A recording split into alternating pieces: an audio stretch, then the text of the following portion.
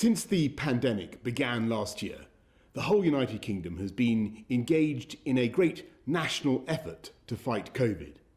And there's no doubt that in fighting the old variant of the virus, our collective efforts were working and would have continued to work. But we now have a new variant of the virus, and it's been both frustrating and alarming to see the speed with which the new variant is spreading. Our scientists have confirmed this new variant is between 50 and 70% more transmissible. That means you're much, much more likely to catch the virus and to pass it on. As I speak to you tonight, our hospitals are under more pressure from COVID than at any time since the start of the pandemic. In England alone, the number of COVID patients in hospitals has increased by nearly a third in the last week to almost 27,000. And that number is 40% higher than the first peak in April.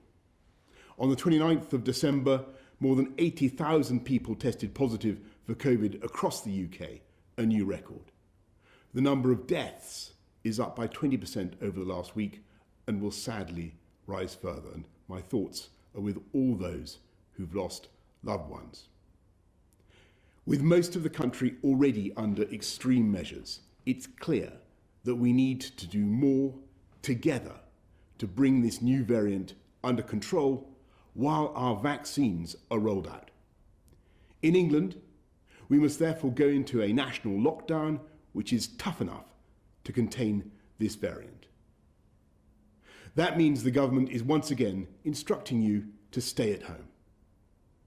You may only leave home for limited reasons permitted in law, such as to shop for essentials, to work if you absolutely cannot work from home, to exercise, to seek medical assistance, such as getting a COVID test, or to escape domestic abuse. The full details of what you can and can't do will be available at gov.uk/coronavirus. If you are clinically extremely vulnerable, we're advising you to begin shielding again, and you will shortly receive a letter about what this means for you. And because we now have to do everything we possibly can to stop the spread of the disease, primary schools, secondary schools, and colleges across England must move to remote provision from tomorrow, except for vulnerable children and the children of key workers. Everyone will still be able to access early years settings such as nurseries. We recognise that this will mean it's not possible or fair for all exams to go ahead this summer as normal. The Education Secretary will work with Ofqual to put in place alternative arrangements. We will provide extra support to ensure that pupils entitled to free school meals will continue to receive them while schools are closed, and we will distribute more devices to support remote education. I completely understand the inconvenience and distress this late change will cause millions of parents and pupils up and down the country. Parents whose children were in school today may reasonably ask why we did not take this decision sooner.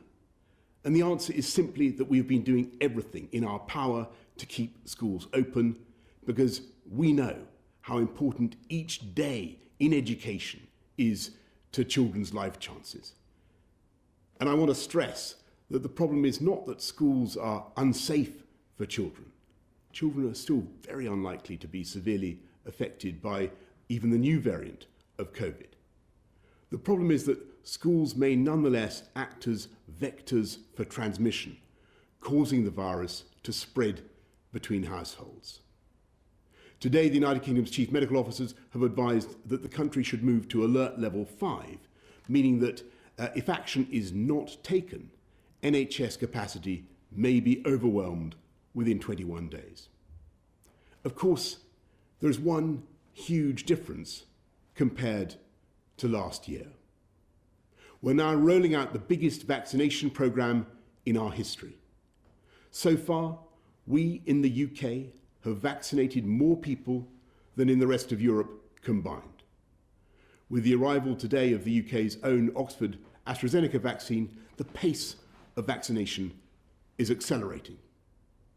I can share with you tonight the NHS's realistic expectations for the vaccination programme in the coming weeks.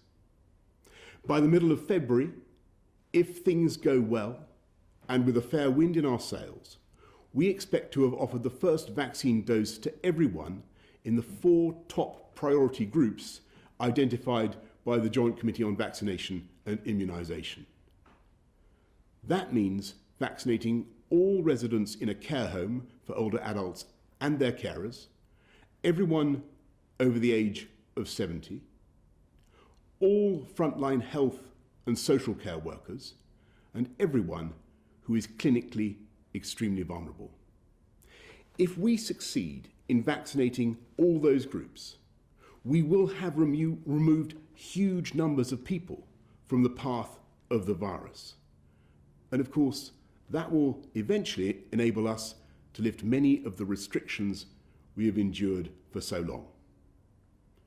I must emphasise that even if we achieve this goal, there remains a time lag of 2 to 3 weeks from getting a jab to receiving immunity, and there will be a further time lag before the pressure on the NHS is lifted. So we should remain cautious about the timetable ahead. But if our understanding of the virus doesn't change dramatically once again, if the rollout of the vaccine programme continues to be successful, if deaths start to fall as the vaccine takes effect, and critically, if everyone plays their part by following the rules, then I hope we can steadily move out of lockdown, reopening schools after the February half-term and starting cautiously to move regions down the tiers.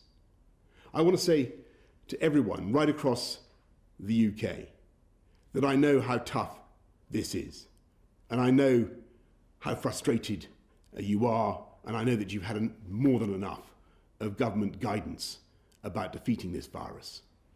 But now, more than ever, we must pull together. You should follow the new rules from now, and they will become law in the early hours of Wednesday morning. Parliament will meet largely remotely later that day. I know that the devolved administrations in Scotland, Wales and Northern Ireland share my conviction that this is a pivotal moment and they're taking similar steps. The weeks ahead will be the hardest yet, but I really do believe that we're entering the last phase of the struggle, because with every jab that goes into our arms, we are tilting the odds against COVID and in favour of the British people. And thanks to the miracle of science, not only is the end in sight, but we know exactly how we will get there. But for now, I'm afraid you must once again stay at home, protect the NHS, and save lives. Thank you all very much.